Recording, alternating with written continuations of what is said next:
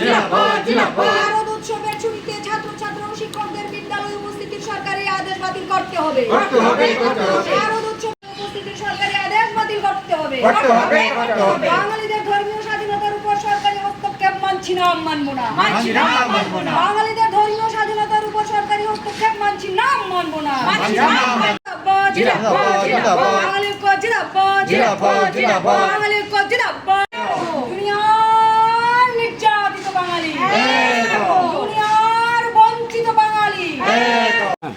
আমরা আজকের যে বিক্ষোভ আমরা বাংলা ত্রিপুরা রাজ্য কমিটি অফিসের সামনে করছি, প্রাকৃতিক দুর্যোগের কারণে সামনে যেতে পারছি না।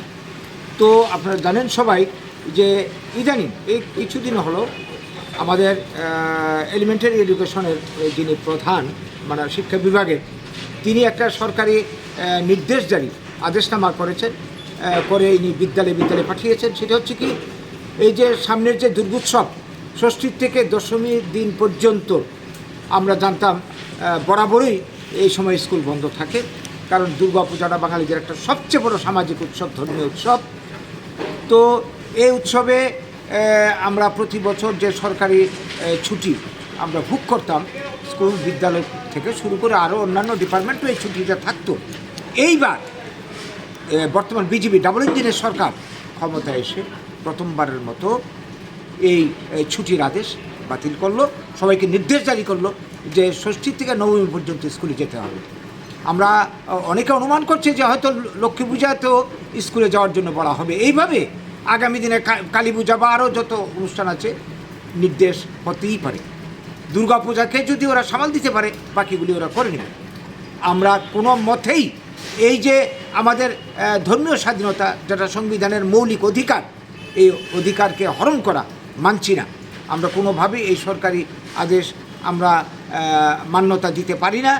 এটা আমাদের যেহেতু সাংবিধানিক অধিকার, এবং শুধু বাঙালি বা হিন্দু বাঙালি বলেই কথা নয়, যত ধর্মীয় সম্প্রদায় আছে প্রত্যেকেরই কিন্তু নির্দিষ্ট দিনে ছুটি ঘোষণা করা হয়। ঈদের দিনে, মহরমের দিনে মুসলমানদের জন্য, খ্রিস্ট ধর্মের জন্য গুড ফ্রাইডে, বড়দিনে ছুটি ঘোষণা, এইভাবে বিভিন্ন ধর্মমতের ধর্মীয় স্বাধীনতা এটা ভারতের সংবিধানে রয়েছে। এই ক্ষেত্রে কেন বাঙালিদের উপর এই খড়গ চালানো হলো? এর পেছনে উদ্দেশ্যটা কি? এর পেছনে উদ্দেশ্য একটি হতে পারে যে বাঙালির এই ধর্মীয় চেতনাকে লুপ্ত করে দিয়ে, অধিকারকে লুপ্ত করে দিয়ে, এবং বাঙালির ভাষা আর অধিকারকে লুপ্ত করে দিয়ে, ধ্বংস করে দিয়ে বাঙালির পরিচিতিকে লুপ্ত করে দেওয়া। আর এটার পেছনে কোনো উদ্দেশ্য থাকতে পারে না। আমরা এই সরকারি আদেশ প্রত্যাহারের দাবি জানাচ্ছি, তীব্র নিন্দা ধিক্কার জানাচ্ছি, এবং আগামী দুর্গাপূজার থেকে শুরু করে আগামী দিনে যত উৎসব হবে আসবে সামনে, আমাদের যে অর্জিত অধিকার, সাংবিধানিক অধিকার যাতে আমরা ভোগ করতে পারি, এতে যাতে কেউ বাধা সৃষ্টি না করলে কিন্তু এই নিয়ে আন্দোলন হবে। এই আদেশ যদি প্রত্যাহার না করে, এই নিয়ে আগামী দিন তীব্র গণ আন্দোলন আমরা গড়ে তুলব।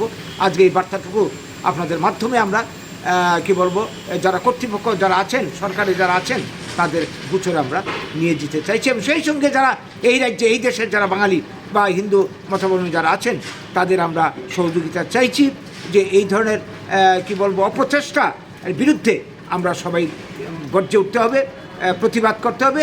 আর নিলে আগামী দিনে কিন্তু এইভাবে আমাদের কৃষ্টি সংস্কৃতি ধ্বংস করে দেবে।